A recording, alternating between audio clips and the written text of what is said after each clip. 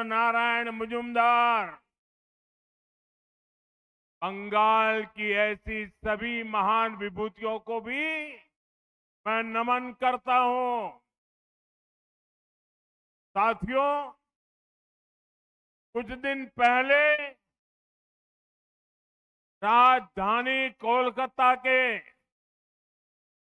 Brigade ground से मैंने बंगाल में परिवर्तन महाअभियान की शुरुआत की थी।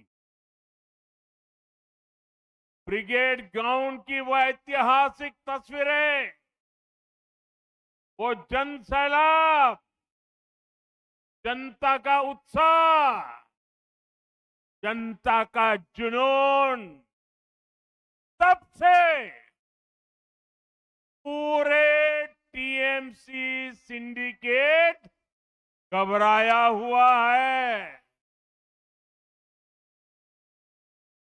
और आज मैं देख रहा हूं ब्रिगेड ग्राउंड में जो बिगुल बजा, कुछ बिहार ने उस पर पक्की मोहर लगा दी है।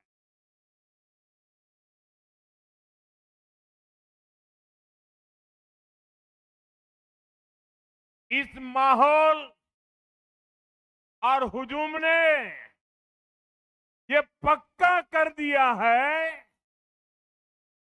टीएमसी के पापों का घड़ा अब भर चुका है। पूरे बंगाल में इस समय एक ही आवाज गूंज रही है, पलटानो दोरकार, पलटानो दोरकार, पलटानो दोरकार। भाइयों बहनों, आज कुछ बिहार में जो दिख रहा है, ये आप सबका विश्वास है। मैं आज हेलीकॉप्टर से उतरा, जो भी वहां साथी रिसीव करने आए थे, मैं नमस्ते करता था और वो एक ही बात बोलते थे, अरे मोदी जी जीत जाएंगे, अरे मोदी जी जीत जाएंगे। अरे, और हेलीपैड से यहां आने तक ऐसा माहौल मैंने देखा, अच्छे अच्छे रोड शो भी फीके पड़ जाए, ऐसा उमंग और उत्साह देखा। और ये भी, मैं इस मैदान में पहले भी आया हूं, लेकिन ये तो सारे रिकॉर्ड तोड़ रहा है। ये विश्वास है उज्जवल भविष्य के लिए, ये विश्वास है नए बंगाल के लिए, बीजेपी की नई सरकार के लिए। मैं इस आशीर्वाद के लिए आप सबको, पूरे बंगाल के मेरे भाइयों बहनों को सर झुका करके प्रणाम करता हूं। मोई मार गुलर मानसी आसोंग, तुम्हार आशीर्वाद আর ভালোবাসা और ताकत। साथियों, इस बार बंगाल में एक और टीएमसी का भय है। इसका मुकाबला करने के लिए आपके पास भाजपा का भरोसा है। एक और टीएमसी के कटमनी और करप्शन का भय है, दूसरी ओर विकास को तेज रफ्तार देने वाली भाजपा का भरोसा है। एक और घुसपैठ कराकर विदेशियों को यहां बसाने का भय है। दूसरी ओर घुसपैठ रोककर सारे घुसपैठियों को बंगाल से बाहर करने का भाजपा का भरोसा है। एक और बदलती डेमोग्राफी से अपनी ही जमीन पर आजादी छीनने का भय है। दूसरी ओर अपनी माटी पर गर्व के साथ तीर उठाकर जीने का अटल भरोसा देने वाली भाजपा है। एक और सिंडिकेट राज में अपनी संपत्ति लूटने का भय है। दूसरी ओर सिर पर पक्का घर और जमीन के मालिकाना हक का भरोसा है। एक और संदेश खाली जैसी बहनों की चीखें और बेटियों पर होता निर्मम अत्याचार है। दूसरी ओर नारी शक्ति को सुरक्षा, सम्मान और सशक्तिकरण की मोदी की गारंटी है।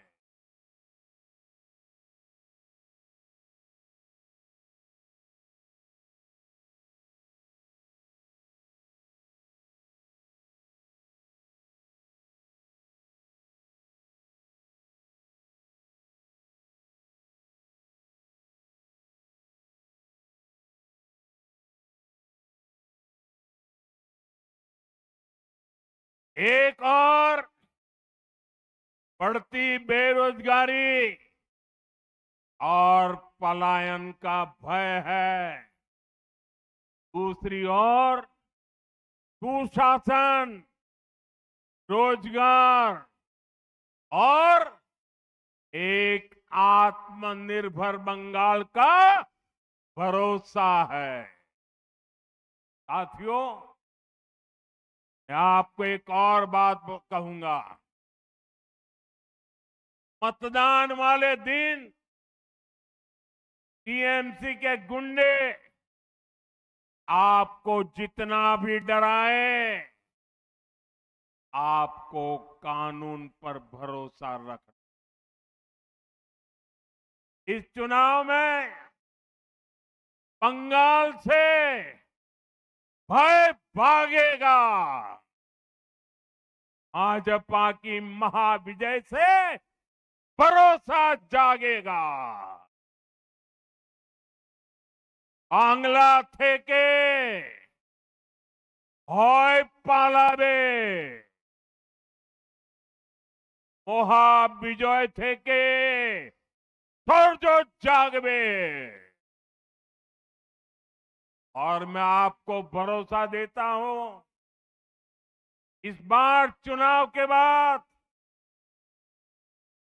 इनके पापों का पूरा हिसाब किया जाएगा।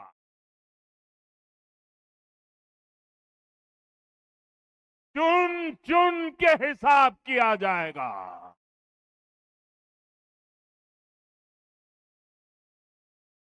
4 मई के बाद कानून कानून अपना काम करेगा। चाहे कोई बड़े से बड़ा गुंडा क्यों न हो, इस बार न्याय होकर रहेगा।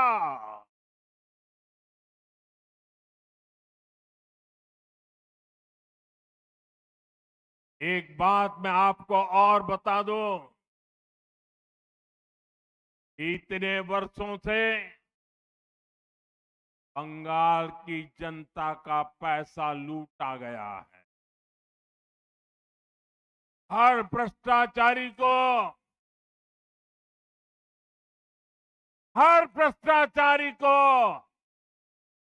ये जो लूटा हुआ पैसा है ना, वो जनता को लौटाना ही पड़ेगा।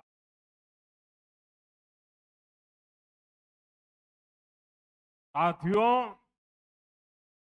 यहाँ की निर्मम सरकार बंगाल की इस पावन माटी पर हर रोज लोकतंत्र को लहूलुहान कर रही है। ये निर्मम सरकार अपने आगे किसी संवैधानिक संस्था को कुछ भी नहीं समझती। आपने 2-3 दिन पहले ही देखा है, पूरे देश ने देखा है, देश के न्यायप्रिय नागरिक चौंक गए। कैसे मालदा में न्यायिक अधिकारियों को बंधक बनाकर रखा गया। सोचिए, ये कैसी सरकार है, ये कैसी व्यवस्था है जहां जज और संविधान की प्रक्रिया भी सुरक्षित नहीं है। बंगाल की आम जनता की सुरक्षा की उम्मीद इन लोगों से कैसे की जाए?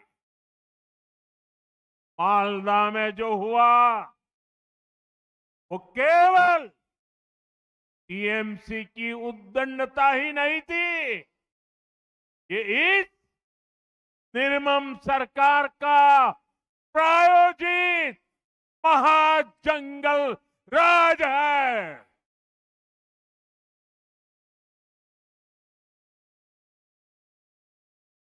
महाजंगल राज है। ये टीएमसी जब न्याय का शिकंजा कसता है तो संवैधानिक संस्थाओं का गला घोंटने का काम करती। अब तो हालात इतने खराब हो चुके हैं कि देश की सर्वोच्च अदालत सुप्रीम कोर्ट को भी दखल देना पड़ रहा है। हर कोई देख रहा है कि टीएमसी बंगाल में कानून व्यवस्था का जनाजा निकालने पर तुली है। साथियों, हमारा बंगाल शक्ति पूजा की धरती है। यहां आई सभी बहनों बेटियों को, बंगाल की हर बहन बेटी से कहूंगा, बीजेपी आपके सम्मान और आपकी समृद्धि के लिए मैदान में है। बीजेपी सरकार आएगी तो महिलाओं के सच्चे सशक्तिकरण का रास्ता खोलेगी। और यह हमारा ट्रैक रिकॉर्ड है। इसलिए आज पूरे देश में बहनों बेटियों की फर्स्ट चॉइस बीजेपी है।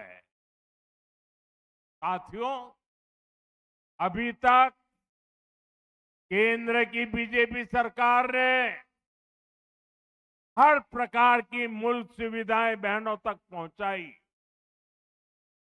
देश की 3 करोड़ बहनों को लखपति दीदी बनाया। लेकिन ये बहुत आवश्यक है, देश के लिए होने वाले फैसलों में भी महिलाओं की भूमिका और अधिक बढ़े। इसलिए हमारी सरकार ने लोकसभा और विधानसभा में महिलाओं के लिए 33% रिजर्वेशन देने का कानून बनाया था। पश्चिम बंगाल सहित देश भर की बहनों को 2029 के 2029 के लोकसभा चुनाव से ही इसका फायदा मिले, अब ये सुनिश्चित करने का प्रयास है। इसलिए सरकार ने 16, 17, 18 अप्रैल को संसद का विशेष सत्र रखा है।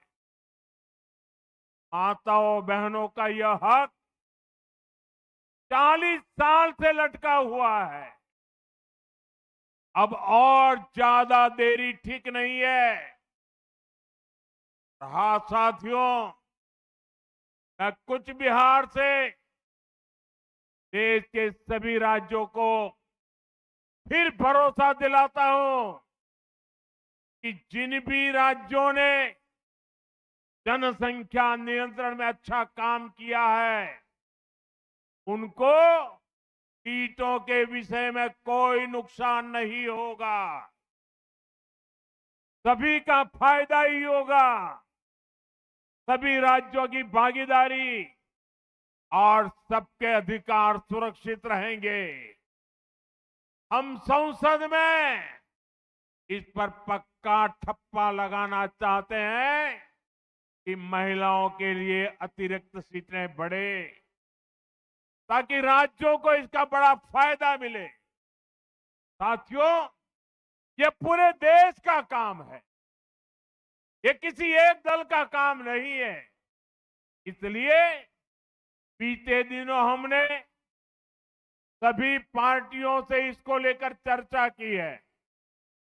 मैं फिर से सभी दलों से कहूंगा कि आइए महिलाओं के हक के इस काम को सर्वसम्मति से मिलकर करते हैं। सभी दल अपनी सकारात्मक भूमिका निभाएं। मैं बंगाल की अपनी माताओं बहनों से कहना चाहता हूं, आप भी सभी राजनीतिक दलों पर दबाव डालें। उनसे कहें वो संसद में खुले मन से महिलाओं के अधिकार के इस कानून का समर्थन करें। साथियों, हमारा बंगाल एक समय भारत के सबसे विकसित राज्यों में से एक होता था। विकास, व्यापार, उद्योग, कला, संस्कृति, हर क्षेत्र में बंगाल आगे रहा था। लेकिन फिर बंगाल पर ग्रहण लग गया। पहले कांग्रेस का ग्रहण, फिर लेफ्ट का ग्रहण और अब टीएमसी का ग्रहण। और इसका नतीजा ये हुआ, बंगाल के विकास की चमक फीकी पड़ती चली गई। पहले देश में एक सामान्य व्यक्ति औसतन जितना कमाता था, बंगाल में लोग हमेशा उससे ज्यादा कमाते थे। लेकिन अब बंगाल में सामान्य मानुष की कमाई देश की औसत से भी बहुत कम हो गई है। यानी आज देश आगे बढ़ रहा है, बाकी राज्य विकास कर रहे हैं। टीएमसी ने बंगाल को पीछे धकेल दिया है। देश के अधिकांश प्रदेशों में नए नए उद्योग खुल रहे हैं, लेकिन बंगाल से फैक्ट्रियां बाहर जा रही है। पहले बंगाल में लोग रोजगार के लिए आते थे। निर्मम सरकार ने उसी बंगाल को पलायन का केंद्र बना दिया। साथियों, यहां सरकारी नौकरियों पर भी टीएमसी के सिंडिकेट का कब्जा है। बंगाल के हर युवा को पता है, इस सरकार में इतना बड़ा एसएससी शिक्षक भर्ती घोटाला हुआ। कौन लोग उस पे शामिल थे? टीएमसी के अपने मंत्री और टीएमसी के अपने विधायक, ऊपर से नीचे तक पूरी टीएमसी सरकार इन घोटालों में शामिल थी। कट, कमीशन और करप्शन के खुले खेल में युवाओं के भविष्य के साथ खिलवाड़ हुआ है। साथियों, तृणमूल कांग्रेस ने पूरे बंगाल को तो बर्बाद किया ही है, उसमें भी सबसे ज्यादा नुकसान उत्तर बंगाल का हुआ है। जब भी चुनाव आता है, टीएमसी वाले हर बार झूठे वादे लेकर आते हैं। क्या क्या घोषणाएं की जाती रही है, लेकिन हालात वैसे के वैसे बने हैं। कहीं काम अटका है, कहीं जमीन का मामला लटका है, कहीं योजनाएं रोक दी गई है, कहीं बुनियादी सुविधा तक की सुविधा नहीं पहुंची। आप सब जानते हैं, मालदा, बालूरघाट और हाशीमारा एयरपोर्ट का विकास कब से लटका है, क्योंकि राज्य सरकार इसमें अड़ंगा लगा रही है। कालिंपोंग, दक्षिण दिनाजपुर और अलीपुरद्वार ये जिले आज भी मेडिकल कॉलेज के लिए तरस रहे हैं। साथियों, चाय बागानों के श्रमिकों के लिए हमने पीएम चा श्रमिक प्रोत्साहन योजना शुरू की। राज्य सरकार ने उसे भी रोक दिया।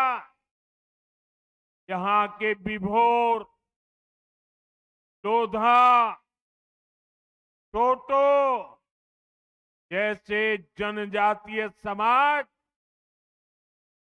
उन्हें पीएम जनमन योजना का पूरा लाभ नहीं मिलने दिया जा रहा। साथियों, टीएमसी के अन्याय, इनकी लिस्ट बहुत लंबी है। इनके धोखे का एक और उदाहरण उत्तर कन्या भी है। जब उत्तर कन्या को बनाया गया था तो कहा गया था ये पूरे क्षेत्र के विकास का केंद्र बनेगा, लेकिन हालात ये है कि जो पैसा इसके लिए रखा गया था, इतने साल में उसे भी खर्च नहीं किया गया। अभी तक ये लोग उसमें कमीशन के तरीके खोजने में लगे हैं। का मतलब साफ है, नाम विकास का, लेकिन नियत और प्राथमिकता कहीं और थी। साथियों, 2012 में कुछ बिहार के लोगों से भी टीएमसी द्वारा कहा गया था इस इलाके को उद्योगों का केंद्र बनाया जाएगा। बार बार वही वादा दोहराया गया, लेकिन आज 14 साल बाद सच्चाई क्या है? जमीन पर कोई काम नहीं हुआ।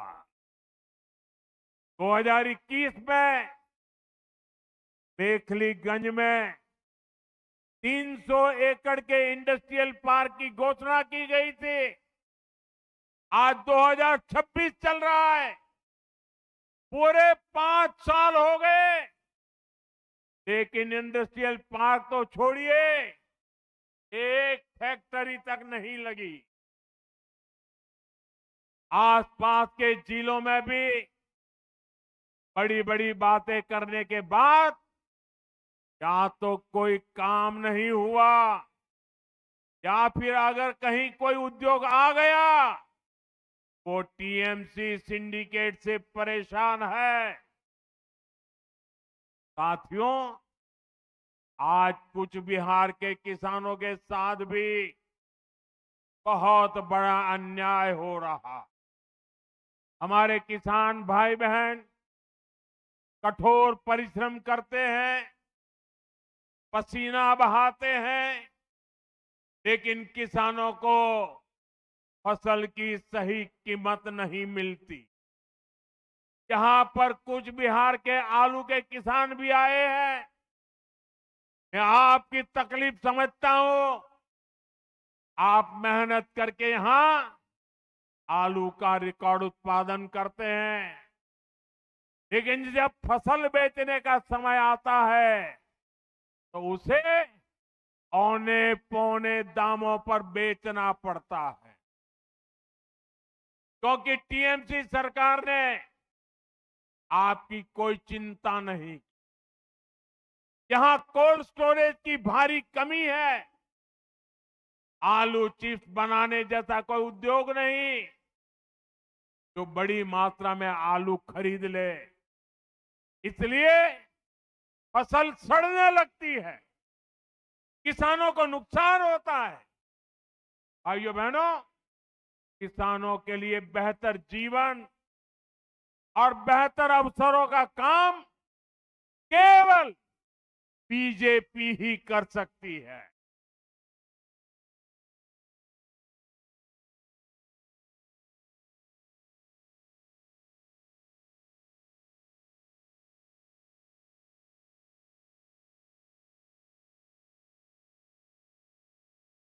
₹2.5 लाख किसानों को हमारी सरकार ने 650 करोड़ रुपए से ज्यादा पीएम किसान सम्मान निधि में भेजे हैं।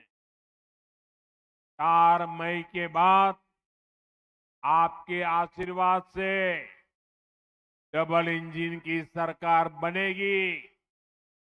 कुछ बिहार और उत्तर बंगाल के साथ हो रहे अन्याय का अंत होगा। ये मोदी की गारंटी है।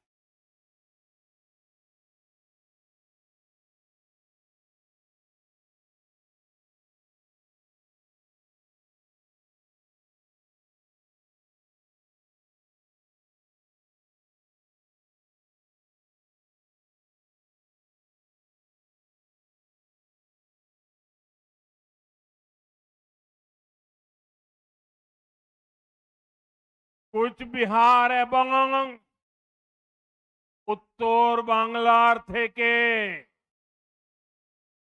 যে অন্যায় হয়েছে তার অন্ত হবে।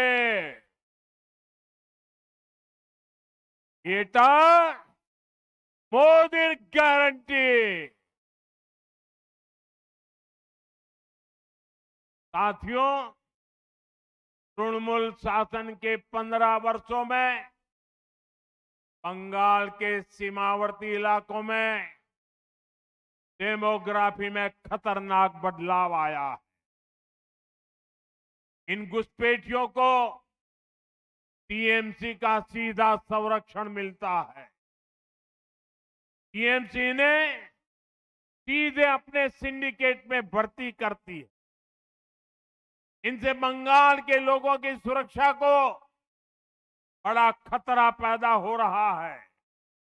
इसलिए भारत सरकार घुसपैठियों की पहचान कर उन्हें बाहर निकालने के लिए काम कर रही है। भारत ही नहीं, दुनिया के बड़े बड़े देश इस समय गैर कानूनी घुसपैठियों को अपने यहां से निकाल रहे हैं। बड़े बड़े देश निकाल रहे हैं।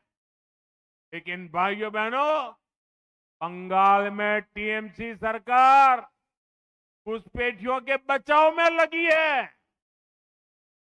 इसलिए ये तृणमूल वाले एसआईआर का विरोध कर रहे हैं ताकि घुसपैठियों की पहचान न हो सके। उल्टा टीएमसी सीएए को रद्द करने की धमकी दे रही है। यानी जिन शरणार्थी हिंदुओं को नागरिकता मिली है, ये उनकी नागरिकता छीनेंगे। और वो नागरिकता ये किसको देंगे? अवैध घुसपैठियों को। क्योंकि इन घुसपैठियों को टीएमसी अपना वोट बैंक मानती है। भाइयों बहनों, तुष्टीकरण के इस खेल में बंगाल की महान पहचान को बदला जा रहा है। आपने देखा होगा, अभी टीएमसी ने अपना घोषणा पत्र जारी किया, लेकिन उसका नाम उन्होंने बांग्ला भाषा में नहीं रखा, बल्कि उसे इश्तेहार कहा जा रहा है।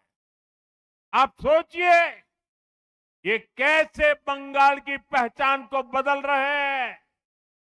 आप जानते हैं ना, इश्तेहार का इस्तेमाल बंगाल में किस लिए हुआ था? 1905 में